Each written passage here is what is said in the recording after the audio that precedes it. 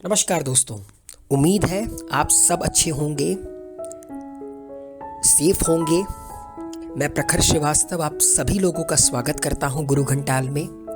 दोस्तों, आज मैं लीक से हटकर वीडियो आप लोगों के लिए लेकर आया हूं। आज मैं आप लोगों को एक प्रेम कहानी के बारे में बताऊंगा, एक लव स्टोरी के बारे में बताऊंगा। दोस्तों, हम सब जिंदगी में कभी ना कभी किसी ना किसी से प्यार जरूर करते हैं। मतलब हमें प्यार जरूर होता है किसी ना किसी से।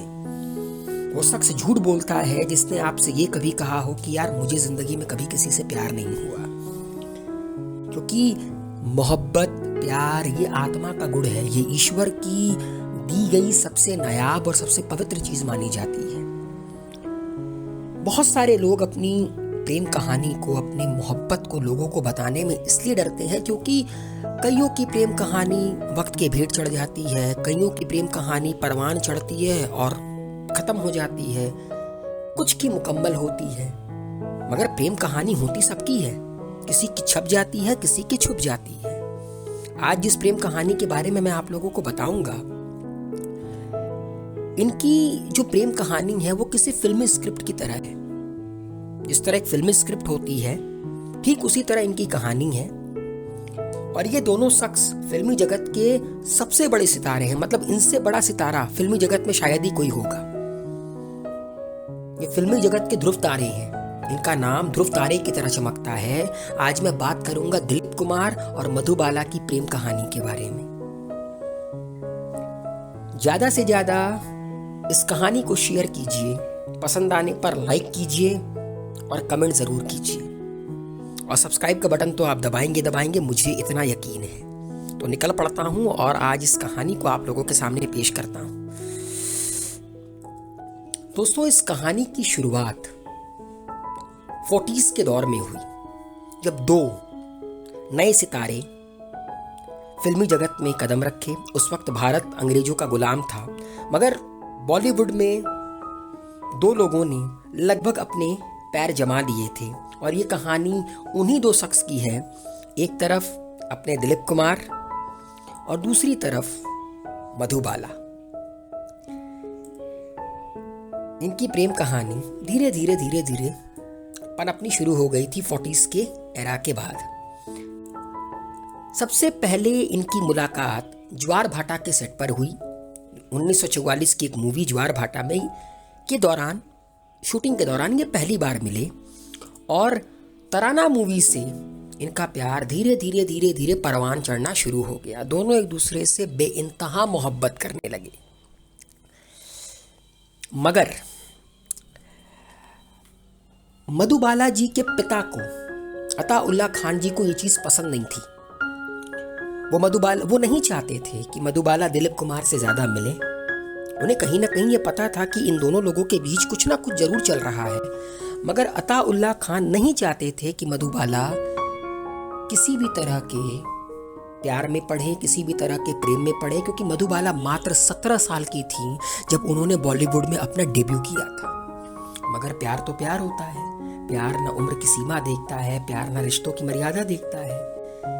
अपने पिता के मना करने के बावजूद मधुबाला छुप कर सेट पर दिलीप कुमार से मिलती थी। वो अपने पिता की इज्जत बहुत करती थी। मतलब ऐसा नहीं है कि वो अपने पिता की तौहीन कर उनसे मिलती थी। वो दिलीप कुमार से सिर्फ शूटिंग के दौरान मिलती थी, उनसे बातें करती थी, क्योंकि भाई प्यार है, आप नहीं रोक पाएंगे खुद को।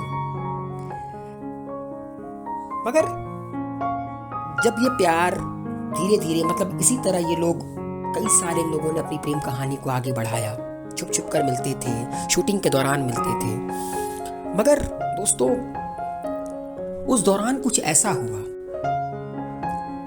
कि ये लव स्टोरी पूरी तरह खत्म हो गई। मैं आप लोगों को बताता हूं कि इस दौरान ऐसा हुआ क्या।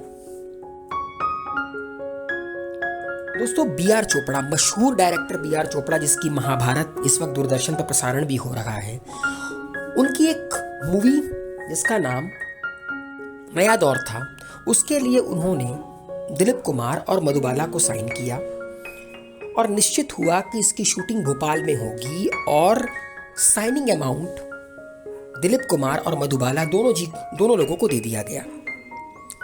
मगर अब फिर बात आती है अताउल्ला खान जी की। जैसा कि अताउल्ला खान नहीं चाहते थे कि मधुबाला दिलीप कुमार के साथ काम करें, और खासकर वो ये बिल्कुल नहीं चाहते थे कि आउट ऑफ सिटी या आउट ऑफ स्टेट जाकर वो शूटिंग करें।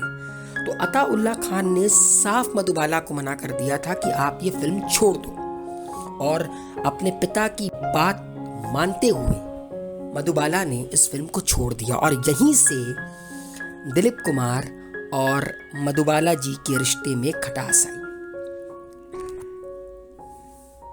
बी.आर. चोपड़ा, जो कि ऑलरेडी साइनिंग अमाउंट दे चुके थे, क्योंकि उन्हें बहुत उम्मीद थी कि अगर मधुबाला और दिलीप कुमार इस मूवी में काम करेंगे तो ये मूवी सुपर डुपर मतलब ब्लॉकबस्टर होने वाली है।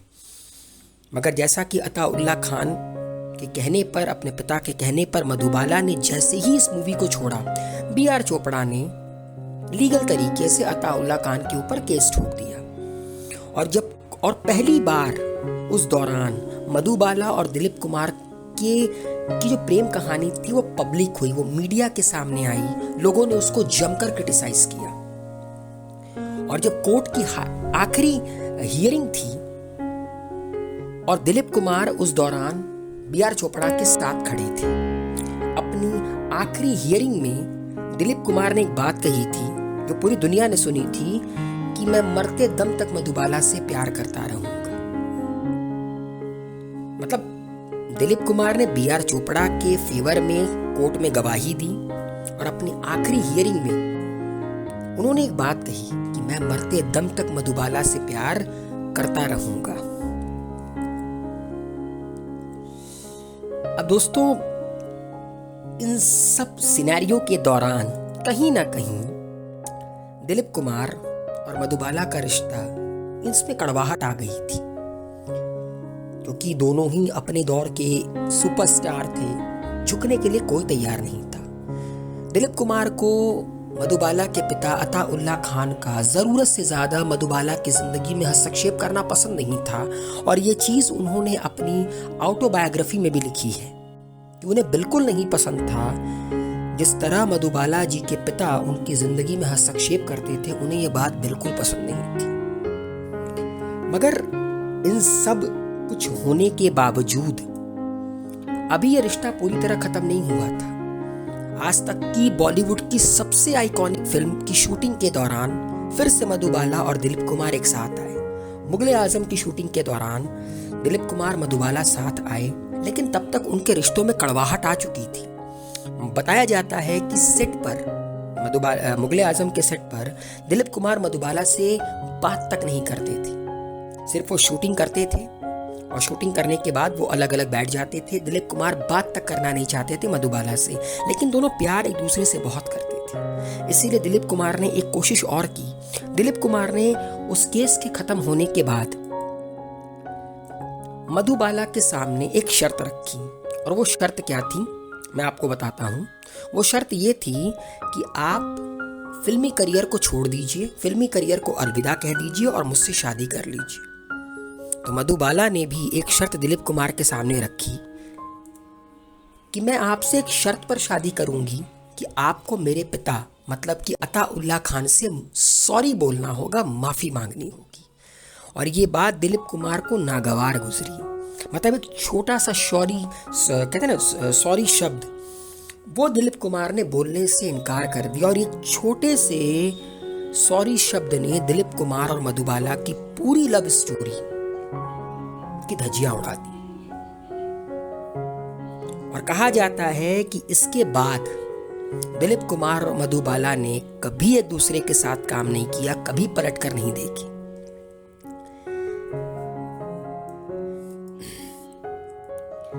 और गुस्से गुस्से में मधुबाला ने उस दौर में किशोर कुमार से शादी कर ली, और दिलीप कुमार ने सायरा बानो का हाथ थाम लिया अपनी जिंदगी को आगे जीने के लिए।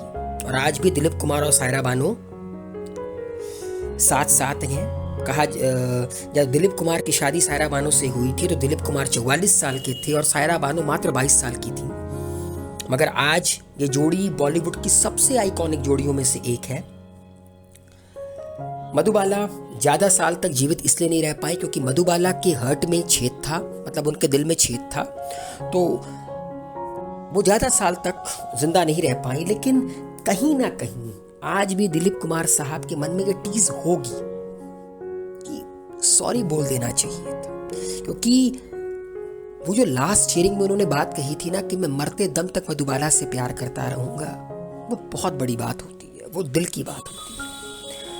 तो मैं आप लोगों से एक बात कहना चाहूँगा कि कभी कभी रिश्तों में झुक जाना चाहिए, और ख़ासकर अगर वो प्यार का रिश्ता हो। कहते हैं ना कि अपनों से अगर लड़ाई हो तो कभी कभी हार मान लेना चाहिए, वरना एक छोटा सा ईगो, एक छोटा सा अभिमान आपकी अच्छी खासी जिंदगी जो कि आप जीना चाहते थे उसका रुख मोड़ देती है। वो किसी बहुत बड़े शायर ने एक बात कही है ना कि आज भी ख्वाबों में जीता हूं वो जिंदगी जो हकीकत में जीने के बारे में सोचा था। तो उम्मीद है आप लोगों को ये लव स्टोरी पसंद आई होगी। अगर ये लव स्टोरी पसंद आई